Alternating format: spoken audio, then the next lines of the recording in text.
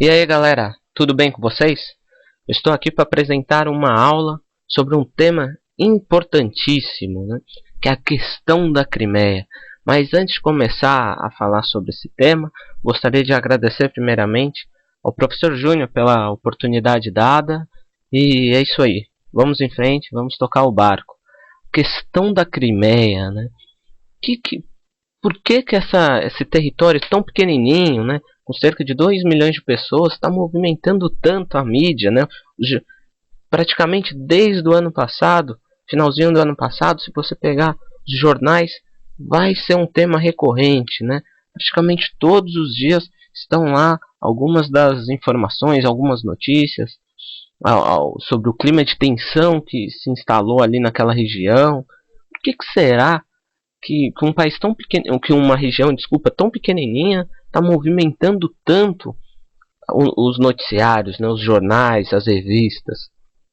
E é isso que nós estamos aqui, para tentar deixar um pouquinho mais claro o entendimento dessa região, né?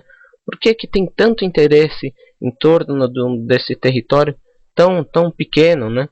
De ser com cerca de 2 milhões de habitantes. Por que a Ucrânia, né, não quer se desfazer dele e ao mesmo tempo a Rússia é a principal interessada, né? A todo momento bombardeando aquela região de informações, de influência, querendo trazer a Ucrânia, a região da Crimeia pro seu lado. Mas antes de entendermos bem o que representa a Crimeia, nós precisamos entender algo mais no âmbito macro, né? O que está afetando, que faz da Crimeia ser apenas um estopim, né? Apenas um reflexo. O que está realmente acontecendo naquela região? Por que nós vemos o líder russo, Vladimir Putin, quase que diariamente nos noticiários, em choque com a União Europeia, em choque com os Estados Unidos? Por que ele gosta tanto de acirrar essa competição, né, com o Ocidente, com o outro lado do mundo? Por que será que ele quer tanto esse embate, né? E ao mesmo tempo, o que está acontecendo na Ucrânia? Por que é na Ucrânia o ponto, né, de conflito, né? O estopim dessa crise diplomática que vem ocorrendo no mundo inteiro, a ponto de ressuscitarmos o tema, a palavra Guerra Fria, né? Por que será que estão começando a falar, pô, esse é um conflito de Guerra Fria? Será que ainda não passou os anos 90? Será que a Guerra Fria não acabou lá? Será que ela vem até os dias atuais? Será que é uma nova Guerra Fria? O que será que realmente está acontecendo nesse território da Ucrânia, em especial no território da Crimeia, né? Esse e alguns outros temas que nós vamos deixar claro, um pouquinho mais claro, e tentar fazer esses links com questões históricas, porque dificilmente no vestibular eles irão pedir uma coisa de noticiário, né? Eles geralmente pegam essa informação e tentam relacionar com alguns outros fatos, né, que têm a sua origem ali naquela região. E é para isso que nós estamos aqui hoje, para tentar deixar tudo da maneira mais clara possível para você, vestibulando, nesse ano tão difícil que é o ano do vestibular, né? O ano que nós não temos tempo e essa questão que está todos os dias nos jornais, nas revistas, nós em ano de vestibular não temos tempo mal para nós, imagina para acompanharmos esse debate. Então estamos aqui para isso. Fique tranquilo que dará tudo certo. Certo? Então, bem, antes de entendermos, né, a questão da Crimeia, só retomando um pouquinho, para ficar mais claro o jogo de interesses, para ficar mais claro como entender o que está acontecendo nessa região, é essencial entender o que está se passando na Rússia e o que está se passando na Ucrânia, o que está se passando especialmente na Europa, né? Então, vamos começar aqui falando um pouquinho sobre a Ucrânia, né?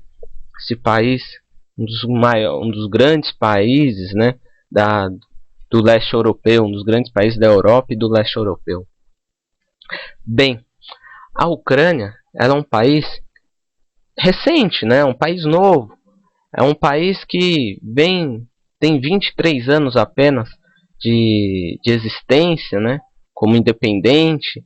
E ele é resultado do que? Ele é resultado do fim da União Soviética, né? Ele era um dos países que integrava a União Soviética, a União das Repúblicas Socialistas Soviéticas.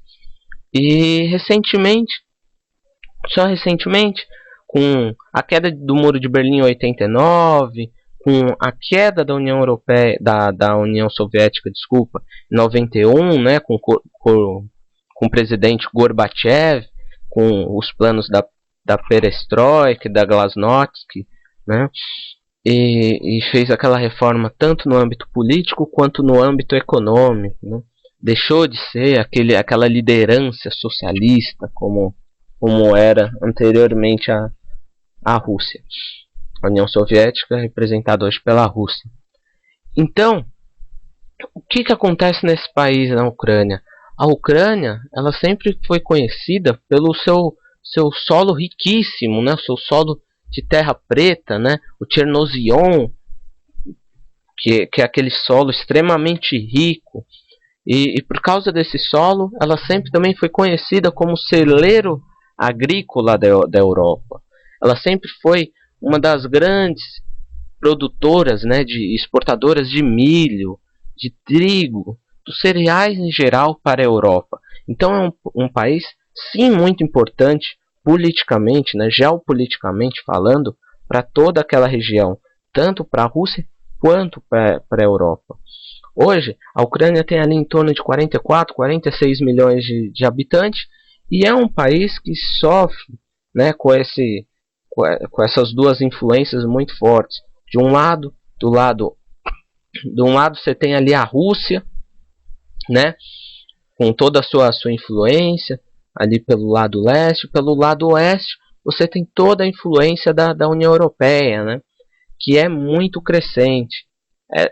A influência da União Europeia é cada vez mais forte naquela região ali que sempre foi de domínio russo, né, que antigamente fazia parte da cortina de ferro. Por que cortina de ferro?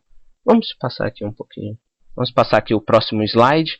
Aqui, todos esses países integravam a União Soviética, né? Os países que faziam parte do bloco ali da União Soviética. Então, como a gente pode perceber, tem uma influência muito grande russa nesses outros países. Por quê? Porque historicamente faziam parte de uma mesma federação, né? Fazia parte de um mesmo bloco, de um mesmo país, se é que assim podemos dizer. Então, aqui nós vemos essa região que ficou conhecida como leste europeu, né? Aliás, desculpa, aqui temos o leste europeu, que ficou uma região conhecida como cortina de ferro. Por que cortina de ferro? Por que esse nome, cortina de ferro? Porque esses países aqui, eles tinham uma proteção, né, com tanques de guerra, todos muito bélicos, que faziam a proteção da Federação Russa.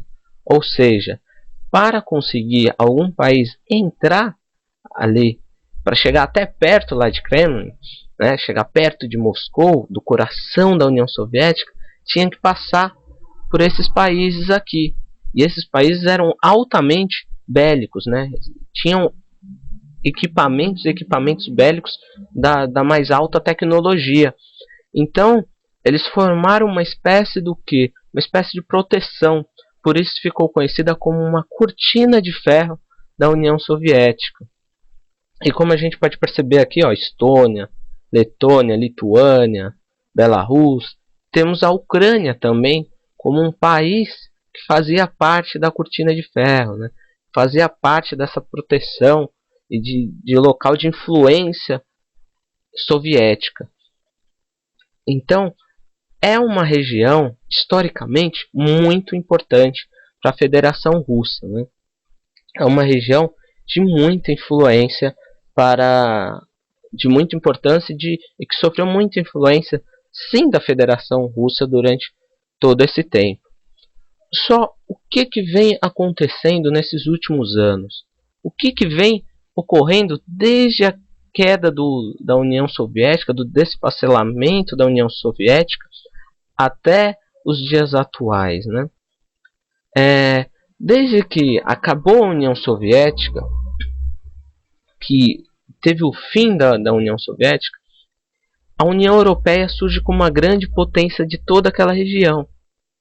E ela vem, conforme vem passando os anos, ela vem aumentando a sua influência ali naquela região, em detrimento da Rússia, né? Como a Rússia vai perdendo muita influência, vai perdendo muito poder, a União Europeia, né, com todo o seu poderio econômico, vem ali utilizando do imaginário da população e vem crescendo naquela região toda do leste europeu. E isso influencia, sim, muito a região ali da Ucrânia.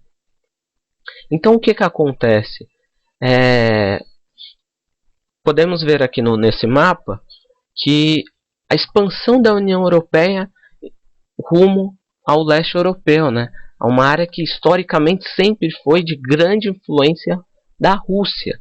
Uma área que sempre teve sua cultura muito ligada com a cultura russa, né? Com a cultura eslava. Então, o que acontece? A Europa vem crescendo ali cada vez mais. Vou pegar aqui a caneta, vou mostrar. Ó, os países que a partir de 2004 entraram na zona do euro, né? Entraram ali na União Europeia. Pode ver aqui, ó, Letônia, Estônia, Letônia, Lituânia, Polônia, República Tcheca, Eslováquia, Hungria, Eslovênia, Áustria já tinha entrado um pouquinho antes. Depois vem aqui, ó, Romênia, Bulgária. Temos aqui, ó, também a região do Chipre, ó. Vem a Bulgária. Aqui não está marcado, mas a Croácia entrou em 2013, no ano passado, para fazer parte também da União Europeia. E você vê o quanto a União Europeia vem ganhando força nessa região. Quanto a União Europeia vem cada vez mais forte nessa região. E um dos próximos países que ela estava almejando aumentar essa influência seria a Ucrânia, juntamente aqui com Sérvia, Bósnia. Aumentar essa influência, trazer a Ucrânia para fazer parte da União Europeia. Só o que aconteceu? Nesse meio tempo, nós tivemos a crise internacional financeira de 2008, que praticamente quebrou a economia mundial. Então, a Europa ela precisou dar uma freada nessa expansão, né? Nos Estados Unidos teve a expansão para o oeste, né? Aqui na Europa dá para ver que nós tivemos nesses últimos anos a expansão para o leste, né? O leste europeu. Mas ela teve que dar essa freada, por quê? Por causa esses países geralmente têm ainda uma economia um pouco mais fragilizada, né? E precisavam muito do apoio financeiro da União Europeia, né? Que tem a sua base, o Banco Central ali em Frankfurt, na Alemanha.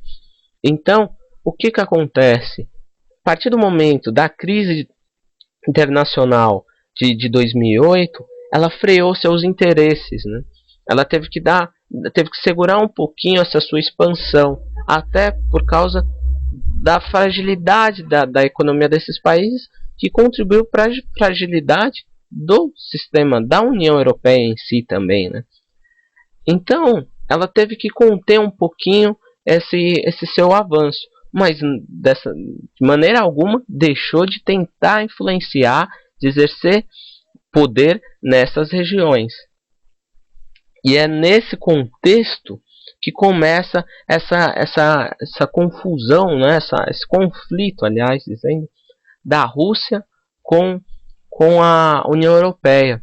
O que acontece? A União Europeia, a partir do momento da crise, ela começa a ter que se preocupar com outros problemas. E a Rússia, não tendo muita influência, né, não sofrendo muito com a crise, o que acontece? Ela começa com o seu líder, né, ex-KGB, Vladimir Putin, começa a tentar voltar a ter a influência, ou pelo menos não perder a influência nessas regiões que historicamente a Rússia sempre teve, né, de tanta importância, né.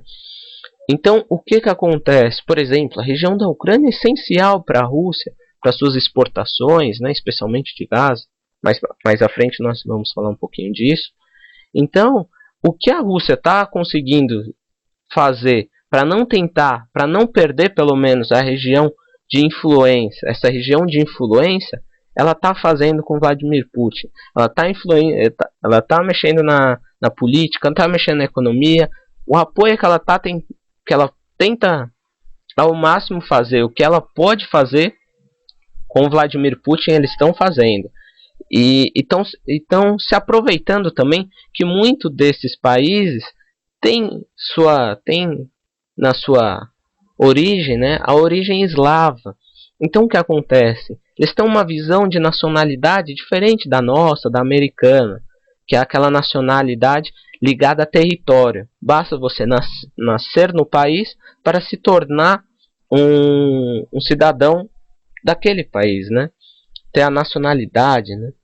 E na Europa, de maneira geral, não. Na Europa, de maneira geral, a nacionalidade está ligado mais à etnia, na sua hereditariedade, né?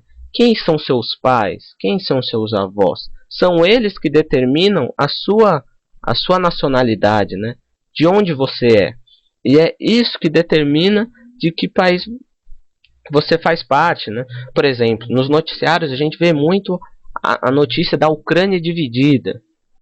Nós vemos muito a ideia da Ucrânia dividida em duas partes, né? A do leste e sul pertencentes a uma origem russa, né? Aos russos, e ao oeste e norte ali pertencentes realmente à Ucrânia. Mas o que é isso? Não é um país só? Os russos estão invadindo a Ucrânia? O que está acontecendo? Não.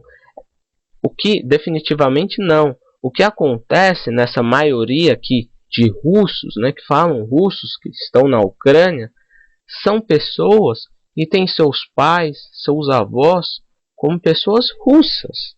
Nasceram na Ucrânia, mas têm a sua origem não no país da Ucrânia, não na Ucrânia, né, mas sim lá na Rússia. E isso faz com que o país seja praticamente dividido ao meio da etnia ucraniana e da etnia russa, como nós estamos vendo aqui. E isso influencia muito na Ucrânia, né? Porque parte da Ucrânia ainda tem aquela ideologia, né? Aquele saudosismo de voltar a fazer parte da Rússia, né? Por causa da União Soviética, tal, especialmente a população de origem russa, né? E tem a outra população que é de origem ucraniana, que fala ucraniano, que tem aquele ideal de fazer parte da União Europeia, de primeiro mundo, né, de respeito, de ter o passaporte europeu. E isso entra muito em embate a todo momento, e que teve nesses últimos tempos o confronto acirrado ao extremo, principalmente devido à forma como a crise de 2008 atingiu a Ucrânia, né? Atingiram os países de economias mais fracas, de economias de lugares, de países onde não tinham economia muito sólida. A crise atingiu de uma maneira muito forte, principalmente na geração de empregos. O número de empregos caiu drasticamente, a população se revolta a cada dia que passa por não ter, né, recursos. Na Ucrânia teve esse caso acentuado, principalmente por causa da guerra, né? A gente vai chegar lá. Nós vamos com calma, que não vamos nos antecipar, e vamos chegar lá. Pois bem, então, além desse conflito étnico, né, que tem na Ucrânia, tem outra dessa divisão, tem um outro quesito que aumenta ainda mais essa tensão, né? Aumenta esse esse embate entre o Oriente, de um lado a Rússia, e o Ocidente, do outro lado a União Europeia, com o apoio dos Estados Unidos. O que até faz ressurgir essa ideia, né, de Guerra Fria. O que era a Guerra Fria? Era o embate das duas potências, né, da bipolaridade da União Soviética com os Estados Unidos, mas nunca num confronto direto, sempre em alguns lugares, né, em países que tinham apoios distintos, mas que esse apoio incluía de um lado os americanos e de outro os soviéticos, como aconteceu no Vietnã, né? Essa coisa desse embate nas Coreias, essa coisa do embate nunca ser direto, mas sempre de forma indireta, como o que está acontecendo na Ucrânia. E dentro desse embate, né, dessas etnias, nós temos um outro fator importantíssimo, que é o fator econômico, que é um fator que pesa muito na decisão, né, na diplomacia internacional. O que acontece? Cerca de 80% de todo o gás que é produzido na Rússia e que vai para a União Europeia passa pela Ucrânia, inclusive na Crimeia, né, que é outro que nós vamos debater logo logo. Então, o que acontece? Cerca de 80% desse gás natural passa pela Ucrânia para chegar até a Europa. E o gás na Europa ele é de uma importância sem igual. Ele é uma das energias mais importantes. Por quê? Porque lá temos os invernos rigorosíssimos, né? Temos os invernos abaixo de zero. E quando você está falando de gás, você está falando de calefação. Você está falando de uma certa forma de subsistência, né? Está falando de um princípio para você conseguir sobreviver ao inverno. Por isso, o gás é tão importante geopoliticamente naquela região, né? Ele é de uma essência enorme. E o gás que sai da Rússia, ele vai principalmente para quem? Para o principal país europeu, né? Ele vai para a Alemanha, um país que basicamente dita as regras do jogo para a União Europeia. Então, o gás acirra ainda mais esse conflito, esse interesse aí nessa região. Aqui nós podemos ver a importância do gás, os caminhos, né, dos gasodutos que vêm lá da Rússia e vão lá para a Europa. Nós podemos ver que quase todos passam pela Ucrânia. Um ou outro passa ali por Belarus, mas o maciço, né, o grosso, vem pela Ucrânia. Aqui, ó, nós temos a região da Crimeia, vocês podem ver, com muitos campos de gás, né? E temos aqui também a região leste da Ucrânia, também de extrema importância para a produção de gás, além dos gasodutos que levam o gás da Rússia para a Europa.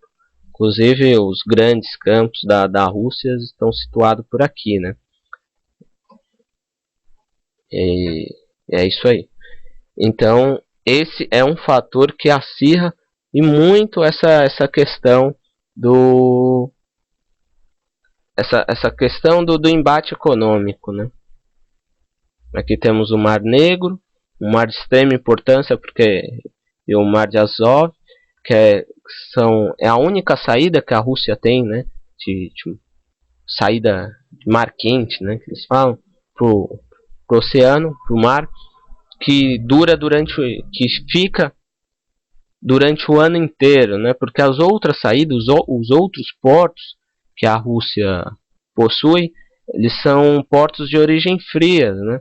Ou seja, durante uma parte do ano fica congelado a água e o porto fica sem condições mínimas para funcionamento. Então, essa saída aqui da Rússia sempre foi historicamente muito importante para os interesses russos na região, né? Especialmente por causa da saída durante o ano inteiro, né? Durante o ano inteiro essa saída funciona normalmente. Você pode ter o porto ali funcionando durante todo o ano. Então, atualmente a Ucrânia ela vive essa questão da crise de 2008, né? A crise atingiu muito fortemente a economia do país e as dívidas públicas estão cada vez maiores, os juros vêm aumentando, né? Cada vez mais, o déficit primário que a gente fala não está legal, está cada vez piorando e diante dessas circunstâncias, ela precisa de um apoio de algum dos lados. E é aí que se acirra muito forte esse conflito entre Rússia e entre Ucrânia. De quem virá esse apoio, né? Quem será a nação que irá apoiar a, a Ucrânia a sair desse buraco, dessa espécie de buraco, né? Dessa espécie de complicação política e econômica, além de política, né, principalmente econômica, que influi na população de uma forma tão forte. E aí vem as eleições de 2010, né? Já estava com a crise ali num estágio já até avançado, mas não tão fortemente quanto está hoje, né? E aí teve as eleições presidenciais, que é um ponto crucial para a gente entender a crise na Ucrânia, em especial, que veio a se tornar a crise na Crimeia, né? Nós tínhamos ali dois candidatos foi uma eleição de forma democrática, né? O candidato que venceu essa eleição foi o Viktor Yanukovych, que era, como a gente pode perceber aqui, ele ganhou quase que todo o território ali de origem eslava, né, de russos, e em contrapartida o candidato que era pró-Ucrânia, né, candidato de origem ucrânia, que é o Timoshenko, ganhou na região norte e oeste. Mas, pela maioria da população, quem foi eleito foi o Viktor Yanukovych. E aqui a gente pode ter a gente tem um quadro comparativo entre a origem, né, dos povos e os votos, né? E aí quem foi eleito foi o Viktor Yanukovych. E aí que se acirra essas questões, porque em 2013, no final de 2013, novembro de 2013 para ser mais exato, vamos passar aqui o slide, teve alguns fatos que desencadearam a crise na Ucrânia.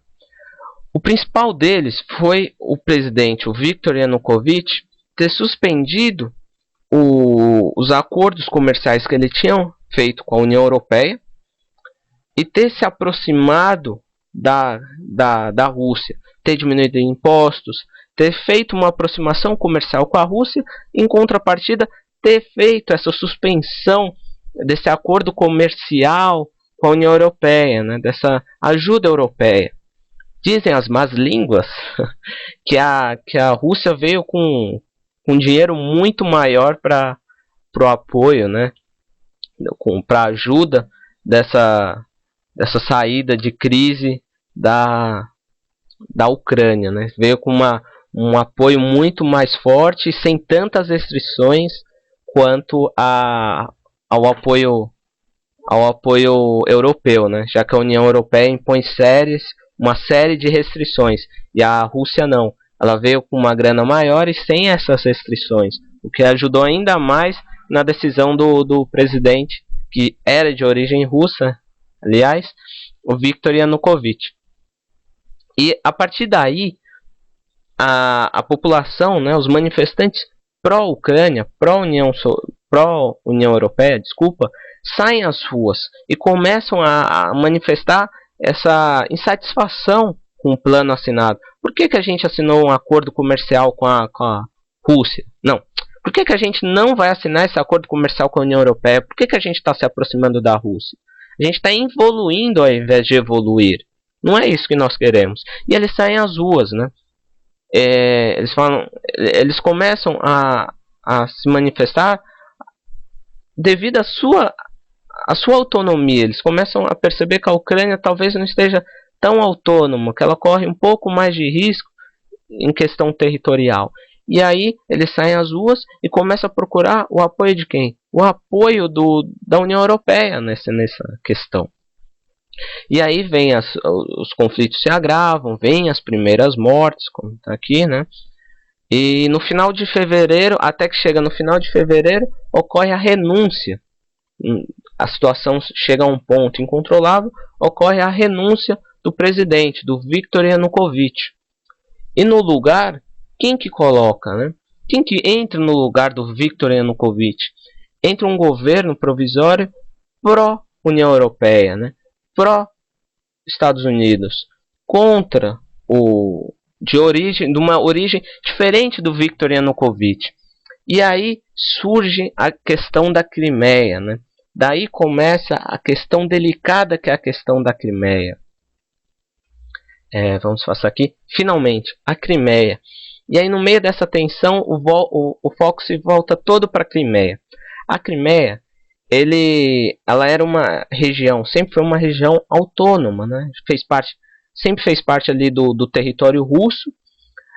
No século XVIII ali, sempre fez parte da origem russa. Durante o final do século XVIII, XIX, há uma guerra na região que o Império Otomano, né, toma o controle dessa região da Crimeia, mas depois a Rússia nunca deixa de ter influência ali naquela região, retoma aquela localidade, até que vem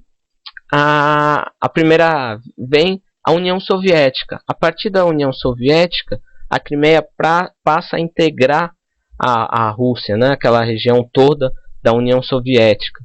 Passa a integrar a União Soviética. Inclusive, tendo durante o governo do Stalin, né? Do ditador Stalin, na Crimeia sempre teve um povo chamado tártaro, né? Que é de origem islâmica. Inclusive tendo perseguições e, enfim, massacre a essa população durante o governo do ditador Stalin.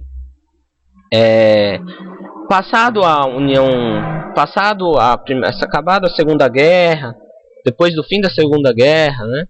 O que acontece? Durante a União Soviética, durante a União Soviética, né, todos aqueles países do leste europeu que a gente mostrou lá no comecinho, integravam a União Soviética.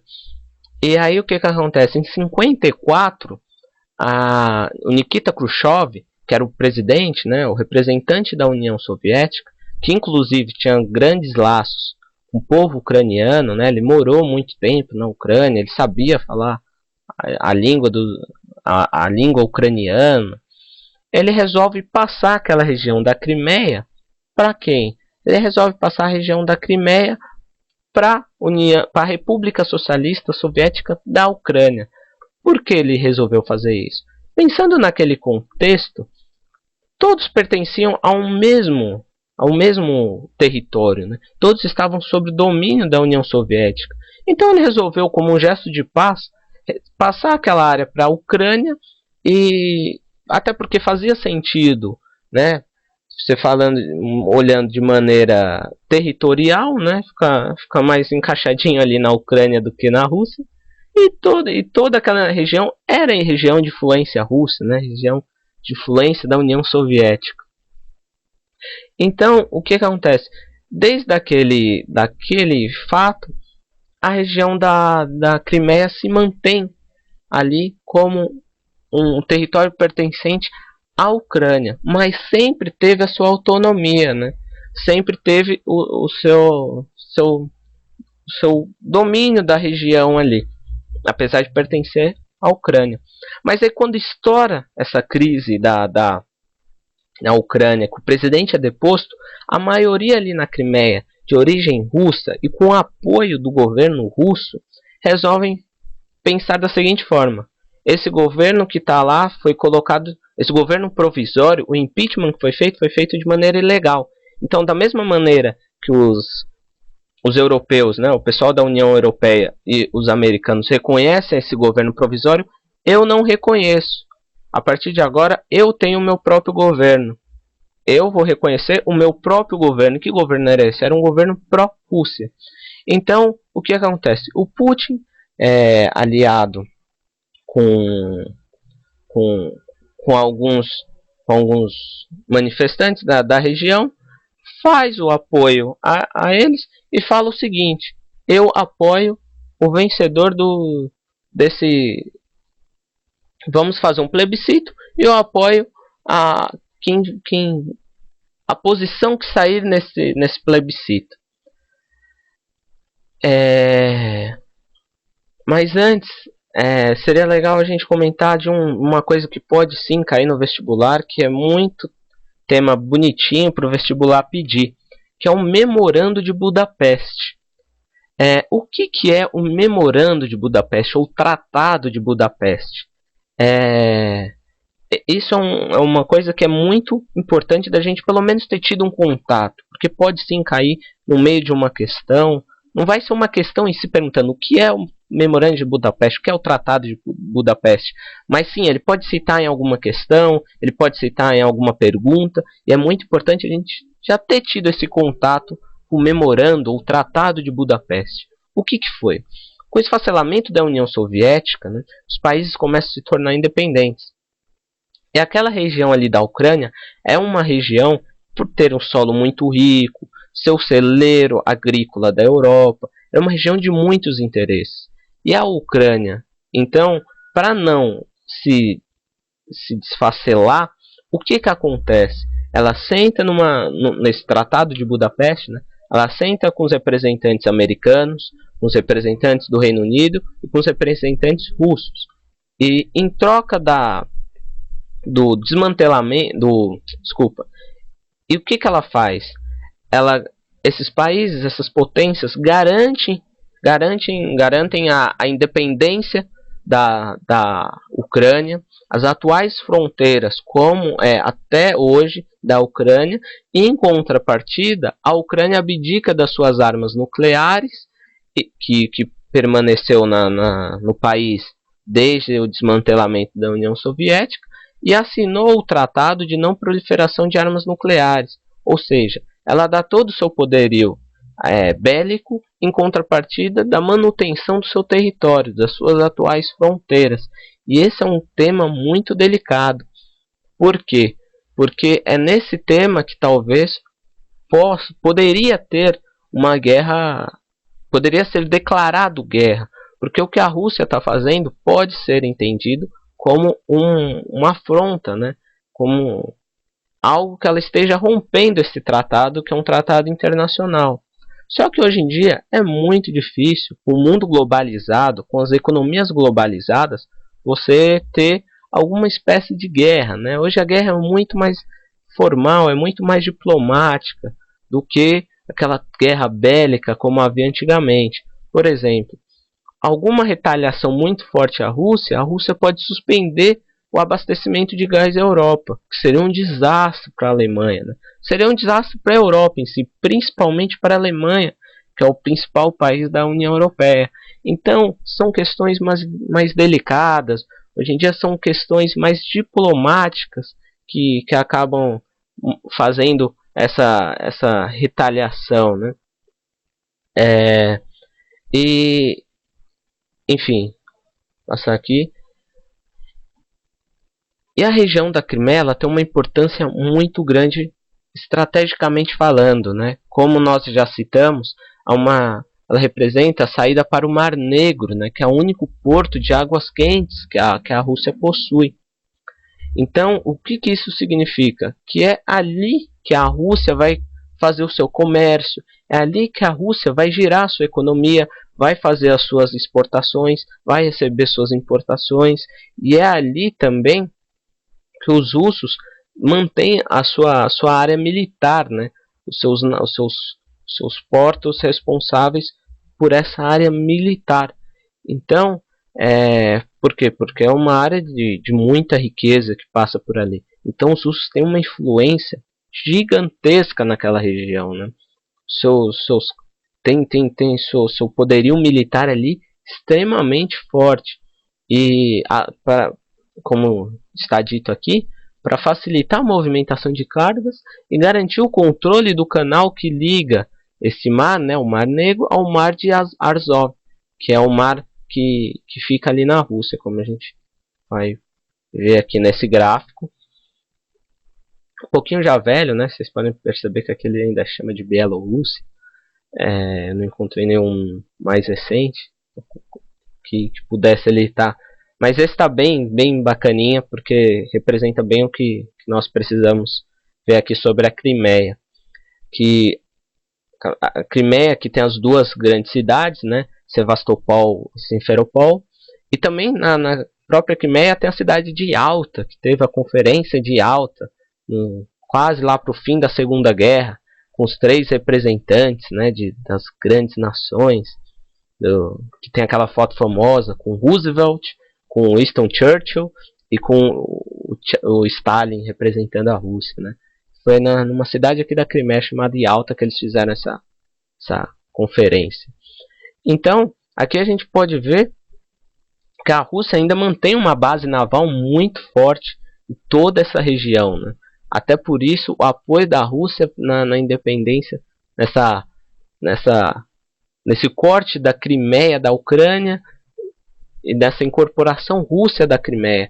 Porque a maioria daquela região tem origem russa e também o poderio bélico russo naquela região. E aqui alguns grupos étnicos da Crimeia, né, como a gente pode ver, a grande maioria de russos, com 58%, 24% de ucranianos e 12% dos tártaros, aquele pessoal que a gente falou de origem muçulmana, que foram expulsos pelo Stalin, né, pelo ditador Stalin, e que voltaram, uns se mantiveram e outros voltaram à região da Crimeia, né. Então o que acontece? Os portos os portos que temos ali na região da Crimeia são portos de extrema importância, né? Tendo em vista a Ucrânia, que é o celeiro agrícola da Europa, e tendo em vista também a posição ali da Rússia, por ser o único porto de água quente, aquela região, é um ponto de conflito, né? Um ponto de encontro. E ali é o ponto de escoamento, né, da produção, tanto russo quanto principalmente ucraniano, para toda a Europa. Então é uma área que aumenta ainda mais o interesse na região, né? Então, no começo do ano, o que aconteceu? Vamos lá para a crise agora em si, entendido os motivos que levaram essa crise na Crimeia, o conflito de interesses que estão ali na Crimeia, né? Toda essa história até chegar aos dias atuais que desencadeou esse conflito, principalmente entre entre Rússia e União Europeia. O que está acontecendo atualmente, né? O que aconteceu durante esse ano, que assim, durante todo o dia praticamente tem alguma notinha lá no jornal falando da crise na Ucrânia, a crise na Crimeia, governo russo. O que aconteceu durante esse ano, o que ainda está acontecendo, né? O impeachment do presidente Yanukovych, Viktor Yanukovych, da presidência, e com a implementação de um governo pró-União Europeia, a população russa na Crimeia sai para protestar contra o governo instalado lá em Kiev, que eles consideram ilegítimo, e resolvem decidir o seu destino no referendo, né? E aí eles fazem essas perguntas no referendo. O que a gente quer? Quer continuar a fazer parte da Ucrânia? A gente quer se integrar na Rússia? A Rússia? A gente quer declarar a nossa independência, né? E aí a minoria que tem ainda lá, né, cerca dos 24% de ucranianos que tem na Crimeia, eles são contrários a essa ideia. Eles desejam que o novo governo de Kiev mantenham integrados a Ucrânia, como é proposto desde lá do Tratado de Budapeste, né, do Memorando de Budapeste. Só que não é isso que acontece. Nesse memorando, desculpa, a Crimeia aprova, a população da Crimeia aprova com cerca de 97% dos votos a adesão à Federação Russa, né? A partir desse momento, a Crimeia passa a ser de influência russa, passa a pertencer ao território russo. Essa mudança, né, de território, a partir do momento que ele deixa a Crimeia deixa de fazer parte da Ucrânia e passa a fazer parte da Rússia, não é reconhecido pela Ucrânia, pela União Europeia, pelos Estados Unidos. E é o ápice da crise na Crimeia, né? É o ápice do momento, da tensão ali dos dois povos. E agora? Né? O que vai acontecer? Os Estados Unidos vão invadir, a União Europeia vai declarar guerra?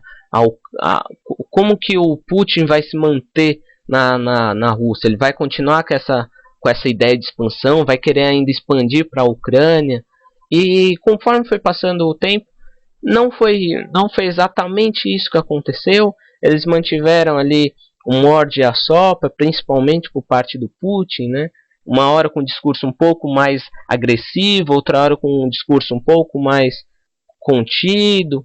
E aí se manteve. Em junho, assumiu um governo, né, na Ucrânia, depois das eleições, de maneira pró-União Europeia, mas tentando amenizar essa questão, com um diálogo mais aberto, tentando essa ideia do cessar-fogo, porque desde então aquela região está em constante choque, né? Tem a importante cidade de Donetsk na Ucrânia, inclusive tem o time de futebol, o Shakhtar Donetsk, que faz parte da Champions League, né? Que está disputando a principal competição de futebol da União da Europa, né? Inclusive o sorteio da Champions League, para quem gosta um pouquinho de futebol, foi um sorteio dirigido para não cair junto os times da Rússia e o da Ucrânia, né? A gente tem lá o Zenit representando a Rússia, né? Que é o do time do Hulk, que inclusive jogou a última Copa do Mundo. Temos lá o Shakhtar Donetsk, que tem o Bernat também, que jogou pelo Brasil na última Copa do Mundo. Então foi um sorteio dirigido para que justamente esses dois países não se enfrentem numa eventual partida de futebol, para que não se acirre ainda mais essa tensão, né, entre esses dois grupos. É isso que vem acontecendo ultimamente.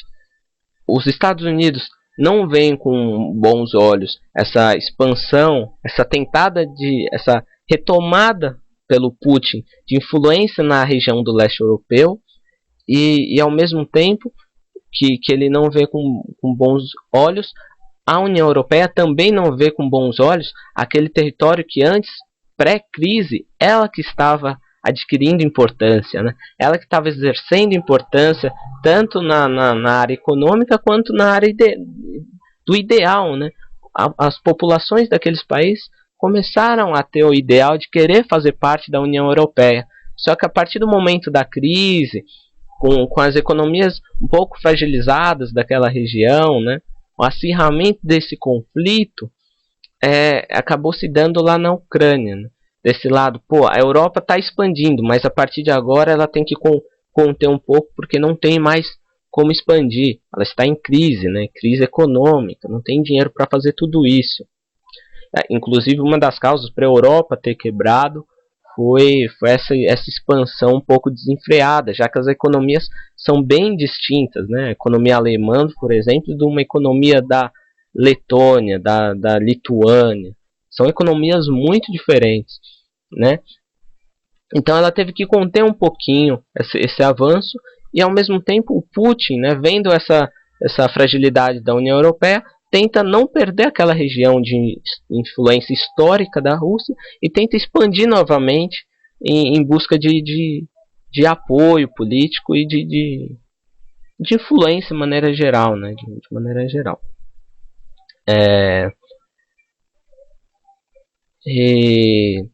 E aqui nós estamos falando em retaliação ao plebiscito, que aconteceu aquele epicentro, né, da crise entre a Ucrânia e entre a Rússia. Chegou até a afirmar uma declaração de guerra, mas que acabou sendo contornado e acabou naquele morde-a-sopra, mas se mantendo mais ou menos do jeito que é hoje, né? A União Europeia com os Estados Unidos deram uns indicativos para o Putin parar por ali. O Putin entendeu entendeu a ideia do que os Estados Unidos e a União Europeia passaram para ele.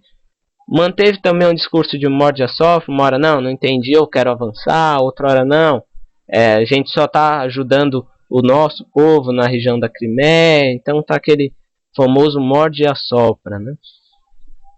E até não dá muito para comparar o poderio russo, né, com o poderio militar russo com o poderio militar da Ucrânia, porque são dois países, né, onde a Ucrânia cedeu o seu poderio militar no Tratado de Budapeste, enquanto a Rússia não. Apesar dela ter se acabado a União Soviética, acabou aquele poderio econômico, aquela influência toda, mas não o seu poderio bélico. Até hoje é o único país, talvez, no mundo que tenha condições de tentar ali se igualar, tentar confrontar os Estados Unidos nessa questão bélica de tanta importância, né, de exercer tanta influência no mundo, como a gente pode perceber nesse gráfico. Então é isso, pessoal. Essa foi a aula sobre essa questão da Crimeia, né? Como a gente percebeu, não é só uma questão da região da Crimeia, é uma questão muito maior, é uma questão da Rússia no embate ali com a União Europeia, que conta com o apoio dos Estados Unidos, e que acabou conflitando com a crise na Ucrânia. Eles se aproveitaram da crise na Ucrânia para mostrar quem é mais forte ali. E daí surgiu todo esse conflito, né? Esse embate entre as duas nações, que muito se fala hoje de uma nova Guerra Fria, né? Já que é um embate de duas potências e não de maneira direta, né? De uma maneira indireta, no território terceiro, né? Se é que a gente pode falar assim. Não é nem na Rússia, nem lá na União Europeia, nem nos Estados Unidos está acontecendo esse embate, e sim na Ucrânia. E o estopim de toda essa confusão acabou sendo o quê? Dessa briga, né? desse choque, desse combate, acabou sendo o quê? A região da Crimeia. Então é isso, galera. Qualquer dúvida, qualquer probleminha, eu vou deixar o meu e-mail, o meu Skype com o professor Júnior. Por favor, mandem e-mails, perguntem alguma questão que não ficou clara. E foi isso aí, um enorme prazer de ter apresentado essa aula, que tomara que tenha ficado um pouquinho mais claro para vocês. Vocês arrebentem no vestibular, e qualquer questão de Ucrânia, Rússia, conflitos na Crimeia, sejam mamão com açúcar para vocês. Um grande abraço!